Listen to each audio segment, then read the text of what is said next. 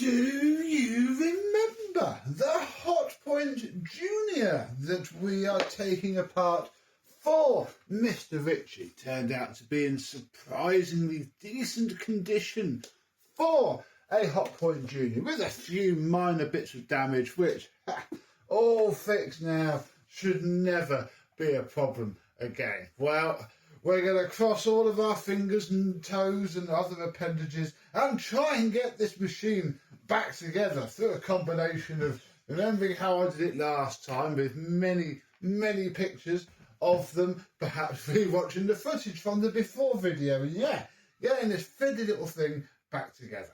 Let's have a look.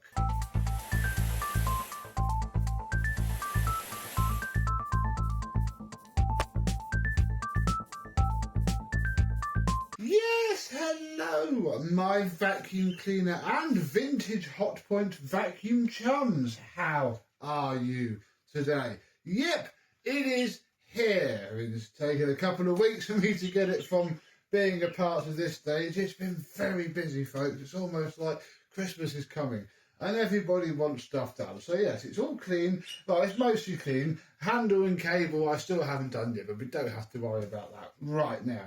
We have plenty to be getting on with. We need something to go through here and do some turning. So I'll try and do as much of this as I can on camera, but I'm still not really sure myself. So could be a little bit of both. What I think we need to start with, though, is getting the wiring back into the housing. Now, this has to go a specific way around, which I guess I should check, but where's the fun in that? All I really know is that this housing fits on this plate this way round, and we want the wiring to be coming out of this side, ready to go up to the handle. So it shouldn't be too much of a fiddle. To just slot that up in there, make sure that all the wires come out of the right side. Why are you so fiddly? There we go.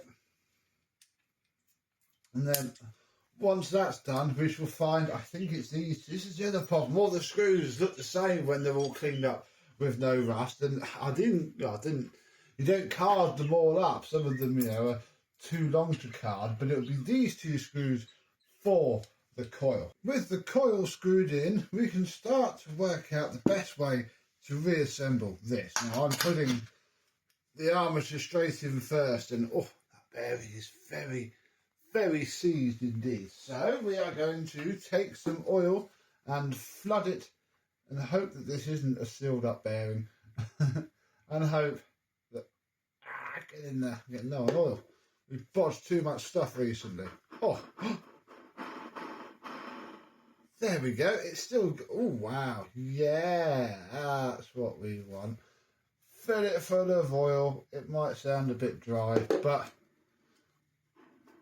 it's definitely going to run really well now. Oh my goodness. And we've turned it back upside down, so all of our lovely oil flows out all over the floor. How lovely. Because yeah, we need to now pop this on here. There we go.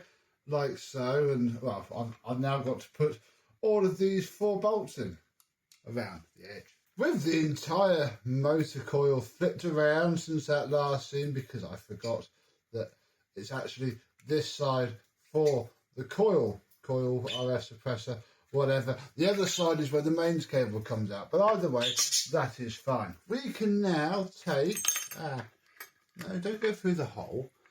We can now take the bottom part of our back bearing. That sits in there. Then it's just a bronze bush. And I don't quite know if this should have a drop of oil on it or not, but it's certainly not going to help. That goes in there.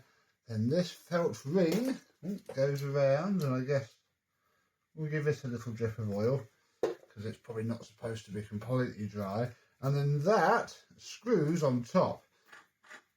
And that should, with a little bit of fettling, enable our motor to spin nice and freely. With everything buttoned up semi-properly, I have just dropped this on here for now.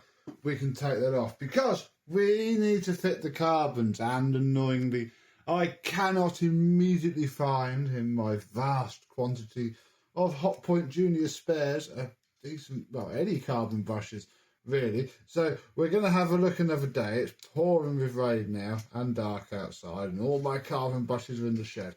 So we shall have a look and come back to this in another scene. But yeah, for now, I mean, they worked fine before. They'll work fine for testing. And that's all we need to do immediately. So we'll screw those back into there, like so. And yeah, here is our motor. Spins very nicely indeed. Now, here, you did just notice the fan come off of there where it was fitted. And, oh, where is it? In the bag of spares, box of spares, I found, look, a brand new belt spindle. Would be silly to not fit a brand new belt spindle whilst we have one, wouldn't it? Oh, so new that I've got to help it cut its threads. There we go. Oh. That should do. That should tighten itself up. Being a reverse thread, that will be fine. Yeah.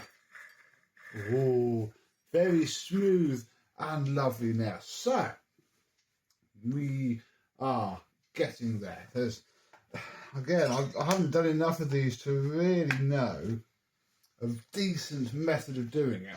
I vaguely get the idea. I'm going to do this clamp back up first, then we need to fit.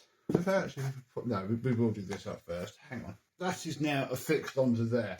In my bouncing around, forgetting what the most efficient way of doing things is, we're probably going to fit the rear wheels next, purely because it might be a little bit difficult to get to them once we do this next bit. So yeah, they just sit in there, like so. That is how the rear wheels fit. Then this piece here goes on.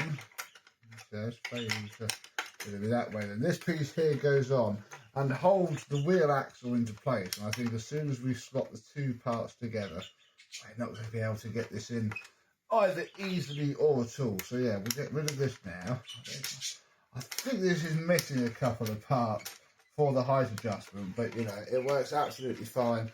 We're not going to bother about that. We're just going to get it back together so that we can check it works. There we go. So those are in there. Two all right wheels.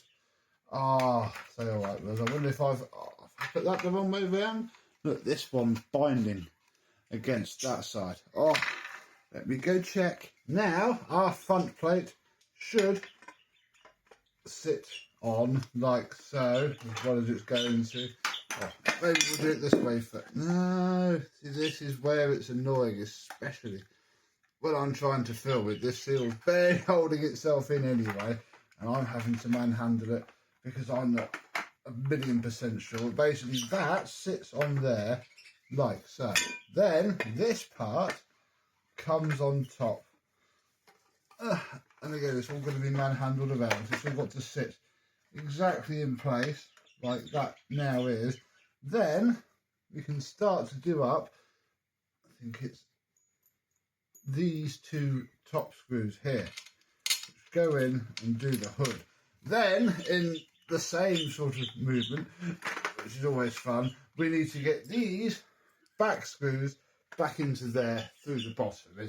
It's a joyful task of which I'm going to complete now off camera. This crack here opened out again, sadly, but everything else seems to have survived. It is certainly together enough again. We didn't rip all of these out, which is always the risk with these flipping machines. Hopefully,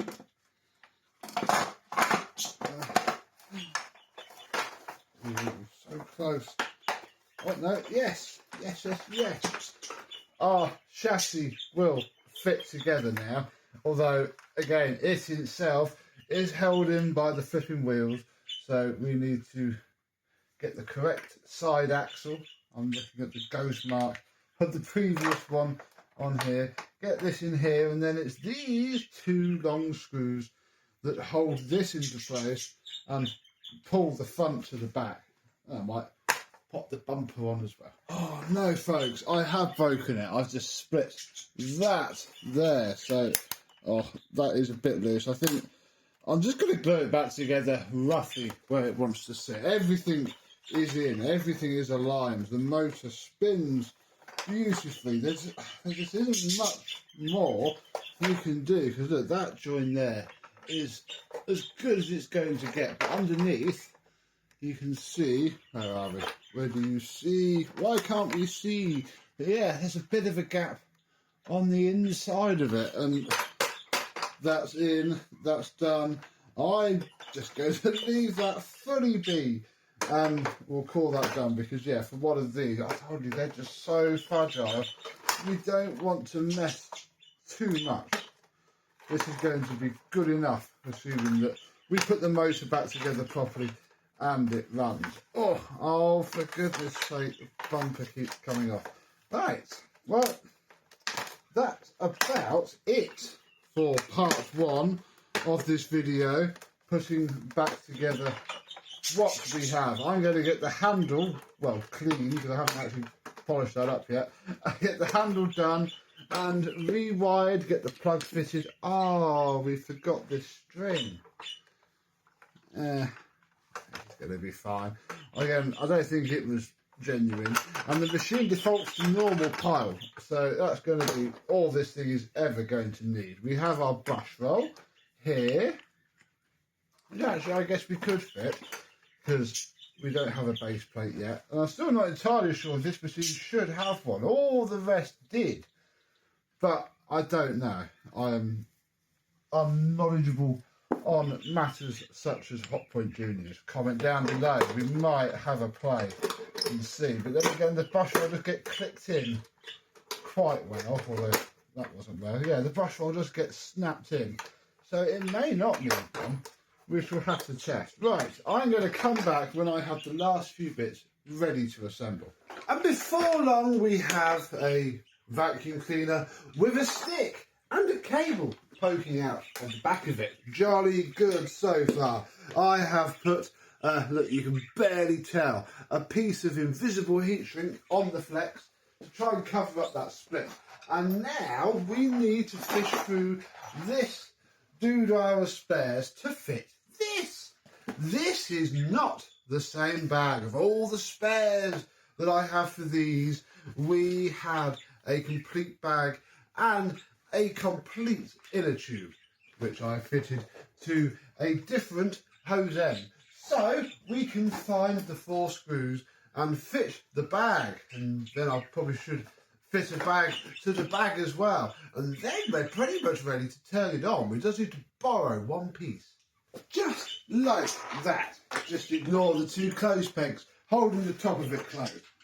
Next, we need to take this Parry Light and Easy, which you shall see in another video, turn it upside down and borrow,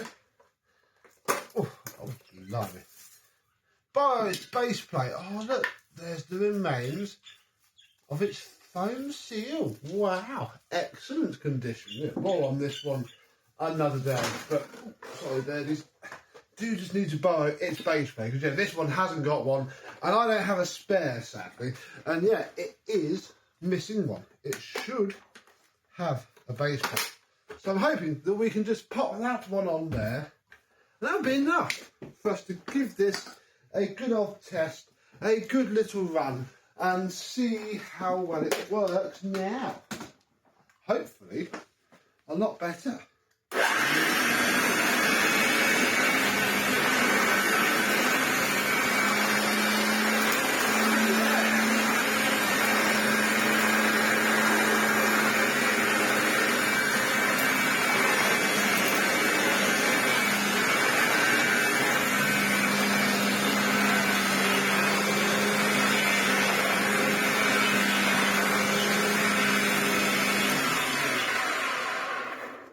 It is working well, however, I do fear that this run is perhaps a little bit too short pile for it. So, let's try the blue pile. Oh yeah! Oh yeah!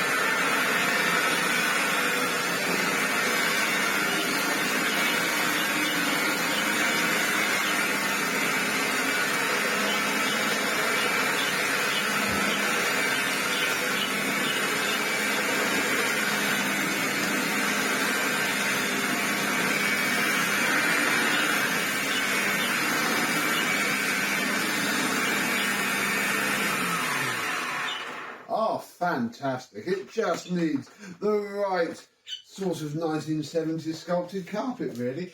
Fantastic. Another successful operation done. This machine was structurally very broken before and now isn't. We're going to roll the cable up nice and loosely, like so, and then drop it into the pouch at the back of the bag, just like it was supposed to be. These bags are quite good at holding their rigidity, so that is how it is supposed to work. This box with these hooks in it is now going into the bin. So there we go. The earliest, because I'm pretty sure this is a later one, although again, please comment down below. A lot of you are very knowledgeable about these sort of things, but I think this must be the earliest Hotpoint Junior that we have done and probably will do. So thank you very much for watching. I hope that you have enjoyed. We shall borrow the base plate back from this and put it back with its rightful owner another day when we do the before video on this one. But until then, I thank you very much for watching.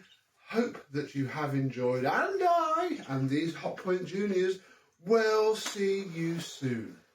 Bye bye.